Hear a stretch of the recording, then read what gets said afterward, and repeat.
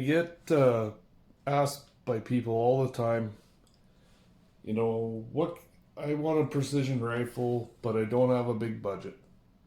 What can I do to make a precision rifle, on a budget? I've got this old Remington 700 kicking around, or Savage, or whatever.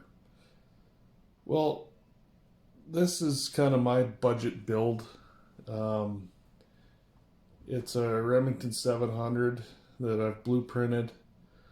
Um, it's got a Trigger Tech special trigger in it, a Benchmark number 7 heavy varmint contour barrel at 24 inches, 8 twist. This one's chambered in 243 AI, and it's a hammer. Like, this thing is just bug nuts. It's sitting in a gray bull stock. It's got a Stiller precision bottom metal, feeding it from Accurate Magazines, binderless mags. And it's wearing a SWFA fixed 10 scope.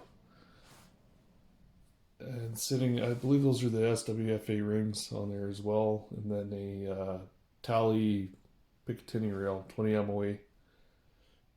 So, I mean, there's nothing really fancy about this gun. It is incredibly accurate. I've seen numerous people shoot the smallest groups they've ever shot with this exact rifle, with that setup. But it shoots well. And it's cheap. I mean, you could build, this is up in Canada, so I mean, I've got probably less than $3,000. Now, I built this rifle myself, but I'd probably less than $3,000 into this rifle when I built it. It'd be a bit more now because the dollar's not very good, but that's about precision on a budget right there. And it works. There's nothing fancy, it works. The SWFA scopes, I've had a few of them. I've got friends that have run a lot of them.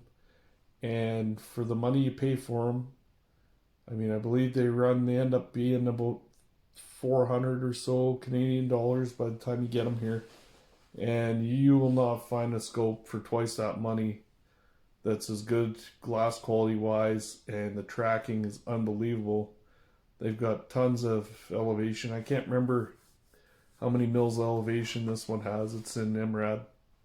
But the MOA version has 160 minutes of elevation and windage, and it tracks like it's got eyes. So there's nothing fancy about this build. It's dead nut simple.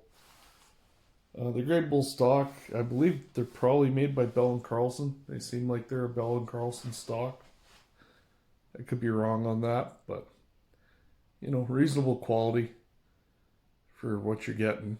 It's a very comfortable stock. It's got similar ergonomics to like a Macmillan A5. Some other budget options. There's Grey Bow stocks are quite affordable. MDT has quite a few different chassis systems that are affordable. If you go the chassis system route, then you're going to end up skipping the cost of the bottom metal, because the bottom metal is going to run you anywhere from $200 to $400 in that range. So, and then with the chassis as well, you don't necessarily need to bed it. So that's always a pretty good option as well if you're on a budget and you're trying to build an accurate rifle. As far as barrels go, I mean, I'm partial to Benchmark. There's a few companies out there that are offering, they call them a Remage. So it's basically a Savage style barrel nut system that you can put on a Remington, and then all you need is a set of headspace gauges and a action wrench and a vise, and you can rebarrel your rifle at home with a really accurate barrel and not have to pay a gunsmith.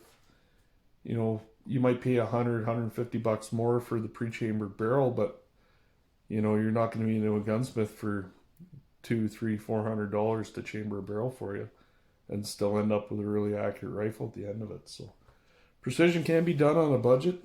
I mean, I've got one little trick on this that wouldn't be really super budget, as I had the bolt fluted. I mean, it's nothing too crazy, but I just think it looks good. maybe one day. I've only had this rifle for 4 or 5 years now. I might get around to actually Cerakoting it, making it look cool. But yeah, that's my precision on a budget right there.